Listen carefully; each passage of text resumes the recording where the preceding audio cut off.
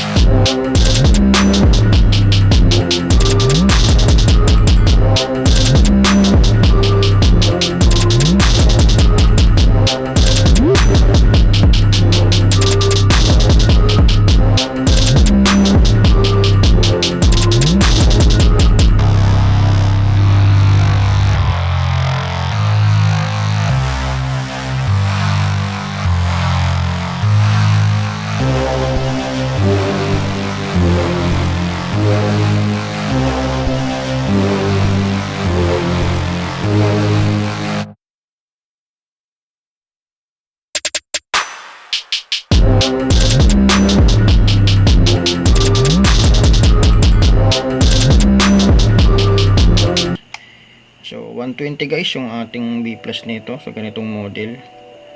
So ayan, tingin na lang kayo sa tester guys. So ayan, mapapansin nyo 120 volts yung kanya ating B plus. So normal yung ating B plus. So check nga natin yung sa collector ng flyback. So ayan, okay, nakatawid naman siya. So ayan, sa ngayon guys, hindi ko pa siya pinower on. So naka standby pa lang siya. So try nating power on guys. So ayan, abangan natin yung voltahe dito guys sa B plus kung bababa. So sa ngayon nasa ayan, nasakto sa guys, 120 volts. Power on ko na. So ayan, parang may sumisirit sa ating horizontal section, o malamang yung ano yan guys, yung playback nag-arcing. So ayan, nawala na yung arcing niya guys, pero okay rin, normal pa naman yung B plus. So ayan, tuloy-tuloy naman yung oscillation niya. So check natin yung guys, yung sa collector. Ayan, okay, nakatawid naman sa B plus to collector. Tapos yung collector naman guys to yoke. Ito yung yoke nya guys, ito yung horizontal yoke natin. So ayan, nakatawid naman yung voltahe. So kung babaybayin nyo siya, nandito yun sa coil. Ayan, mayroon naman pagtawid ng coil. Ito guys, coil ito. Tapos ayan, ayan guys, napapansin nyo okay naman yung mga supply nya. So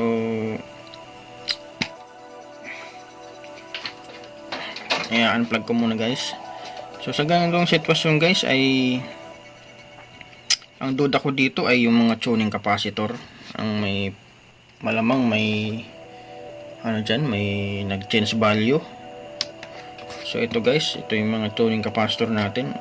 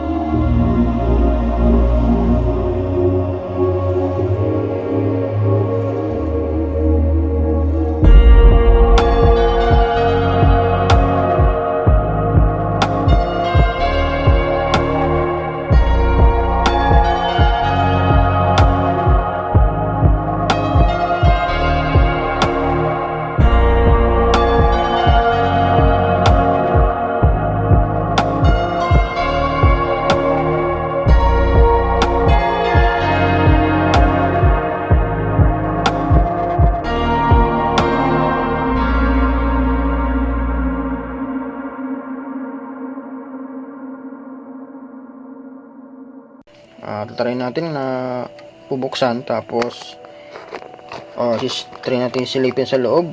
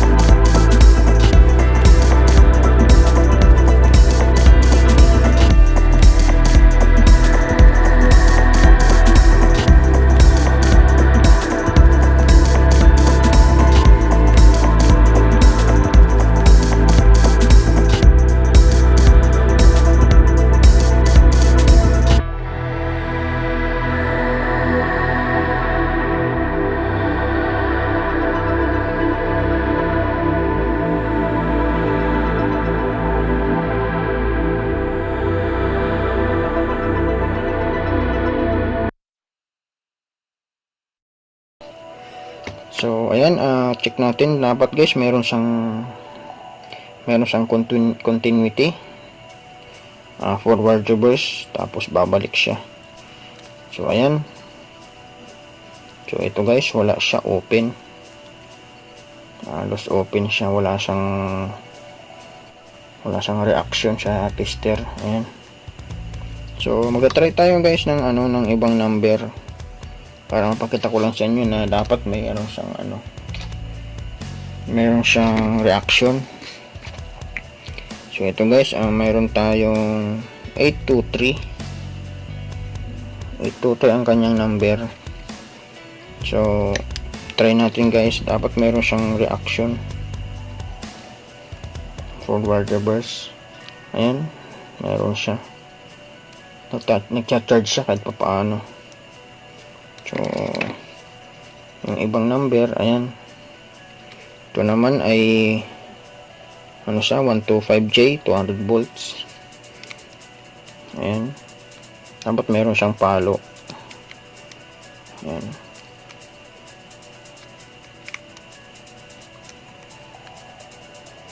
So ito, pwede na to guys. So try natin i-test. So, dapat meron siyang reaction. So ayan, papalo tapos babalik. So ganoon din pag reverse, good siya. Pero guys, lang to, tumaas konti yung number. Siya guys, 3, ayan, 394J 200 volts. So pumaba naman yung voltahe.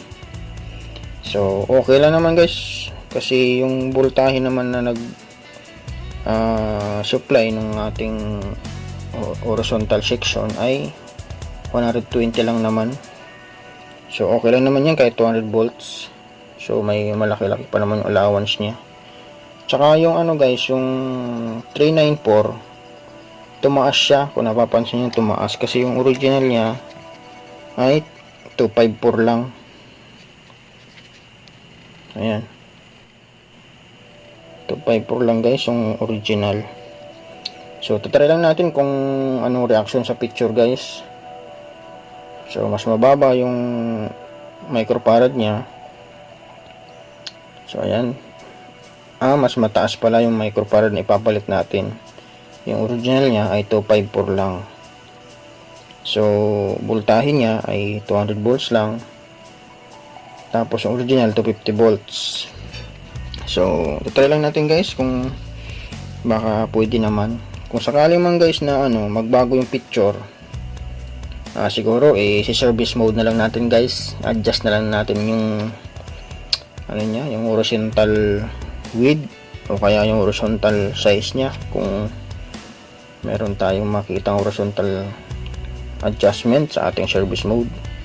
So try muna natin guys. Ayan, check natin guys. Ayan, plug in na guys. Papower on natin. Observe natin guys kung mayroon pa rin mag-arcing sa ating flyback. Ayan, naka-power on na siya. So ayun guys, wala na siyang arcing. So try natin nga yung picture. Tingnan natin yung picture. So ayun. So ayan siya guys, ganun na, nag-normal na yung picture niya.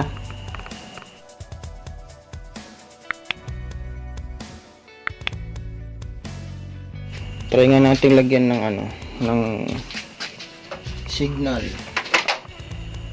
Ayan, okay naman guys. So ito lang yung salarin.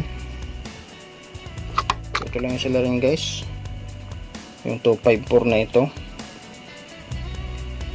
Yan yung 254 J 250 volts. So 394 J yung pinalit natin. So gumawa na naman. Hanapan ko na lang guys ng ng 254J para mabalik sa dati. So ayun, tinest lang natin yung 394 guys para malaman lang natin na yun talaga ang sira niya. So ayun, na-confirm din natin na yun talaga ang sira. So ayan, hanapan ko na lang nung 254, yung original na capacitor niya. So yun guys, nandito na lang muna yung aking video. Salamat.